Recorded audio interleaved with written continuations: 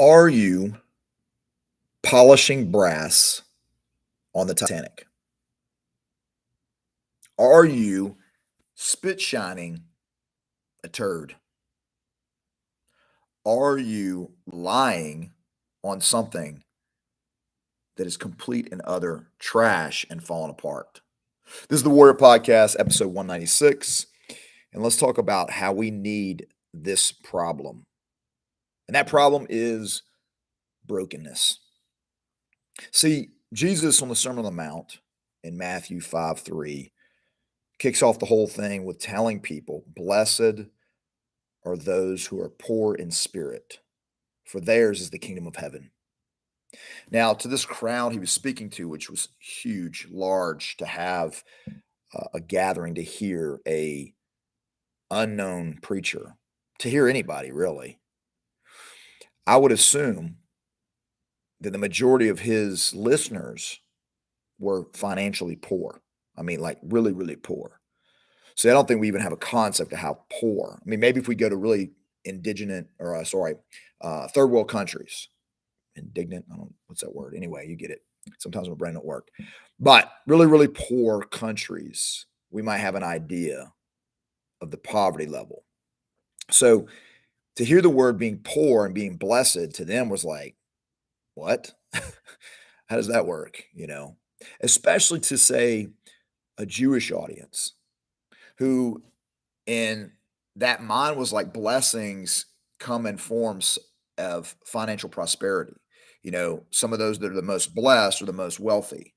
It's a one-to-one correlation. It kind of goes back to Abraham in the sense that as he walked in God's will for his life, he accumulated lands and servants and possessions and whatnot, and that showed the blessing of God. And so you can see how the poorer I am, the more cursed I am, the richer I am, the more blessed I am in that type of mindset. And that's the what mindset the world has as well. And so we have to, going back to the point, we have to understand our poverty. Now, does that mean that we have to sell all our possessions and become poor? Sometimes that does happen. Jesus even told people that's what they needed to do. For them to get to the point of brokenness, for them to get to the point of seeing their depravity and their poverty and their need, their problem, sometimes they had to get rid of their possessions. The rich young ruler, for instance, who came to Jesus with arrogance.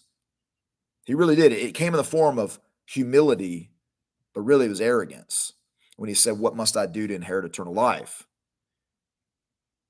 But he called him good teacher first. Good teacher, good teacher, good teacher. He was like glad handing him. "Oh, good teacher, what must I do to inherit eternal life?" And Jesus says, "No one is good but God alone." Not saying he wasn't good, but like the reason why the guy was saying he was good, he didn't even understand the concept of good. And then he says, "Well, you know the law." And he proceeds to tell him the portion of the law that has to do with dealing with other people. And the guy arrogantly said, "Oh, man, I've done this since I was a kid. What else do I lack?" Knowing he lacks something. He's got to be something I'm missing. And Jesus, it says, looked at him and loved him and said, "I'll tell you what, take all your possessions, sell them, give the proceeds to the poor, and then come follow me, and you will have eternal life." And the guy left because he was super sad. Why? Because he had much wealth. And then Jesus proceeded to tell his disciples, the story. He says how hard it is for a rich man to enter the kingdom of heaven. It's easier for a camel to go through the eye of a needle than for a rich man to enter the kingdom of heaven. And then there's those that say, "Oh, that's talking about a gate. It's not actually talking about a big animal going through the eye of a sewing needle." If that were true, I challenge those folks. If that were true, then why, when the disciples heard this, were they so astounded? Like, what? How can this be? That's crazy, almost. Then who can be saved? Nobody, basically, is their reaction to this concept of a camel going through the eye of a needle.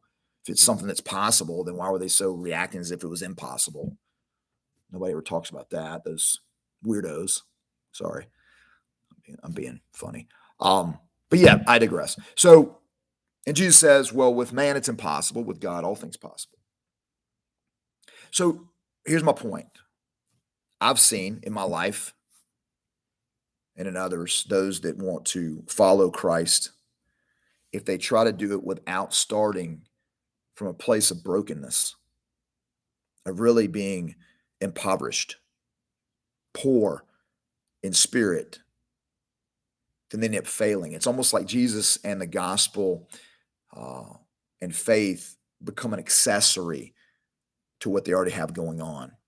It's a rag that they're hoping to polish the brass of the Titanic, make it nice and shiny as it sinks. Or they're hoping to spit shine feces. Now we think, oh, that's vulgar and disgusting, but that's exactly what it is.